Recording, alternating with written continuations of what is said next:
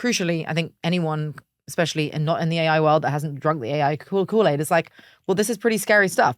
What about control? What about deep fakes? Like, Right. what do we do about that? What if, having Emma say racist things or star in a pornographic film? Right. Couldn't So even to say it that on air. point, so Ugh. that's kind of the first fear that we sort of I address in the talk. And so at hour one, since the very beginning, as I mentioned, we have these contracts. So you will be shown in this type of content, the kind of content that our customers make, and you won't be shown in any sexual content, illegal content, gambling related content, any political content, because we made a call against that. So and you will be compensated for your appearances as your AI self. And then another one is around transparency. Like, how can you tell? And then this is, that icky feeling that we've been getting when we're on LinkedIn and we're seeing comments that might be written by an AI. We want to be able to know the source of that content. And so if AI Emma is teaching German, that's great. Like, if I was able to access, so the upside for a consumer is that you're able to access this content and learn German in a way that you couldn't before, because AI Emma can deliver it to you in a way that is a lot more scalable and more cost effective. So you now have access, but you want to know that AI Emma was AI generated. And so we've championed transparency of our content right from the beginning. We used to watermark it with just our own watermark because there wasn't anything better. So we're sort of, putting a little mark to indicate that the content had been AI generated. But now we've actually at hour one integrated with content credentials, which is the C2PA protocol, whereby now when our videos show up, let's say on LinkedIn and a growing number of platforms, you'll see a little icon, a CR icon, which will indicate the provenance of this content and the fact that it came from hour one. So that's how we start to rebuild trust in what we see. And then thirdly is that we want accountability. So we want to make sure that people, if you're creating an AI clone, you're licensed to do so, and and it's being attributed to the person behind that clone. And so all of this adds up to what I call ethically sourced avatars. And if we can build towards that, I think there is a virtual organic, sustainably farmed virtual humans. Exactly. So without that, though, I don't think there is a virtual human economy, because big brands and businesses won't want to engage if you can't trust these things. Right. And we talk about inclusion, right?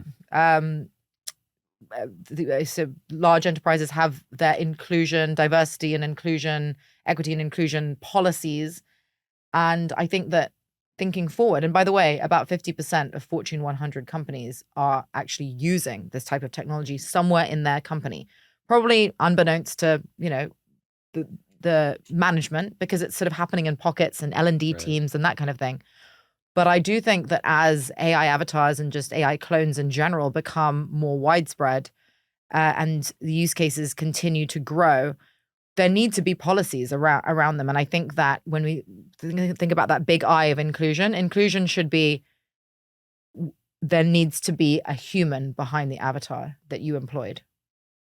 And that human needs to be compensated and have control of permissions and so on. Exactly.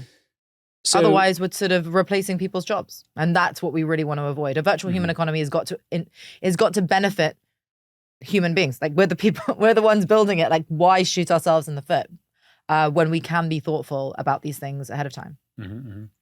So I am being mindful that I don't have too much more of your time today, but a big kind of ethical question that I want to ask about is, what do you think about deceased people having avatars made of them for personal or commercial use? I think that people need to expressly say in their will or some kind of documentation that they were happy for their AI avatar to be created and to exist after they are deceased. Great. Yeah. Crystal clear. So if I were to try to summarize for you, my kind of, based on everything you've said, my interpretation of the difference between a virtual human and a deepfake, it sounds like, although both could use similar technologies under the hood, with a virtual human, there is consent. There's typically going to be compensation. There's going to be a level of control. Maybe that virtual human is totally controlled by the person whose likeness was used for it. Or or they've licensed it out, like the hundreds of people that can be used as kind of stock virtual humans in the Hour One platform. Deepfakes, on the other hand, these are very much without consent. And there's presumably, no compensation. And so are those kinds of the main differences, or you probably have more nuance or additional detail on differences between virtual humans and deepfakes? Yeah, I'd say that 5 years ago, this was the main conversation, because we'd be, presenting to companies like this is actually a really useful useful technology for content generation, all this kind of stuff. And at the time, deepfake was just a huge like headline, and so distinguishing what a deepfake was in relation to what we were doing was definitely a topic of conversation. So a deepfake is non-consensual. Someone did not provide their consent, and it is not transparent. So it's pretending that it isn't a deepfake, that it is pretending that it is not AI generated, and it's not legal. So it kind of goes back to the three ingredients of an ethically sourced avatar. It basically isn't ethically sourced. So it doesn't have consent and control, it doesn't have transparency, and it's not legal.